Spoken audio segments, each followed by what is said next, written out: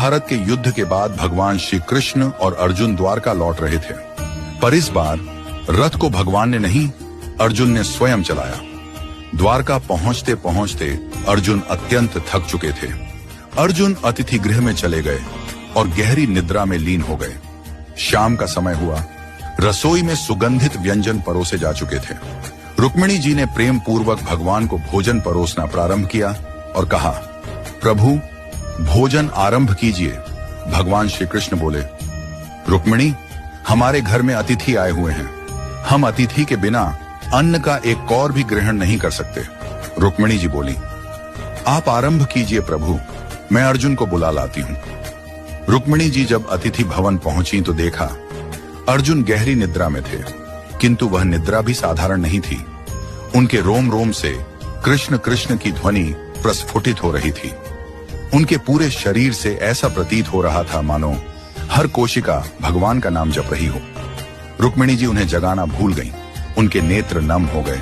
वह वहीं खड़ी हो गईं और मंद मंद स्वर में ताली बजाने लगी, जैसे किसी हरि कथा में प्रेम से भीगी भक्तिन हो। उधर भगवान श्री कृष्ण ने नारद जी से कहा, नारद, देखो तो सही, भोग ठंडा हो रहा है, कोई अर्जुन को बुलाकर लाए भी या नहीं। नारद जी तुरंत वीणा लेकर अतिथि भवन पहुंचे। उन्होंने वहां का दृश्य देखा तो स्तब्ध रह गए। अर्जुन का रोम रोम कीर्तन कर रहा था। रुक्मिणी जी ताली बजा रही थी।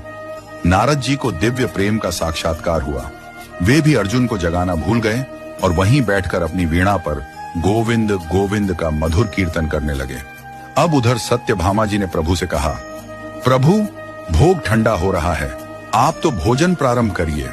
भगवान बोले, हम अतिथि के बिना अन्न ग्रहण नहीं करते, अब तुम ही जाकर देखो क्या हो रहा है। सत्यभामा जी वहां पहुंची और वहां का दृश्य देखकर मोहित हो गईं। एक ओर अर्जुन का निष्कलंक भक्ति रस, दूसरी ओर रुक्मिणी जी की तालियां, तीसरी ओर नारद की वीणा, तो सत्यभामा जी भी नृत्य करने लगी। उनका मन उस भाव में इतना डूब गया कि वह भी अर्जुन को जगाना भूल गई। उधर भगवान बोले, सब कहते हैं भोग ठंडा हो रहा है, पर कोई हमें बुलाने वाला नहीं। लगता है मुझे स्वयं चलकर देखना पड़ेगा कि वहां ऐसा क्या हो रहा है जिसमें सब हमें ही भूल गए हैं। भगवान श्री कृष्ण वहां पहुंचे और जो दृश्य देखा वह अद्भुत था। भगवान के नेत्र सजल हो गए। प्रेम के अश्रु उनके नेत्रों से बहने लगे। उन्होंने धीरे से आगे बढ़कर अर्जुन के चरणों को अपने कर्कमलों से दबाना शुरू किया। जैसे ही भगवान के अश्रु अर्जुन के चरणों पर गिरे, अर्जुन चौंक कर उठे।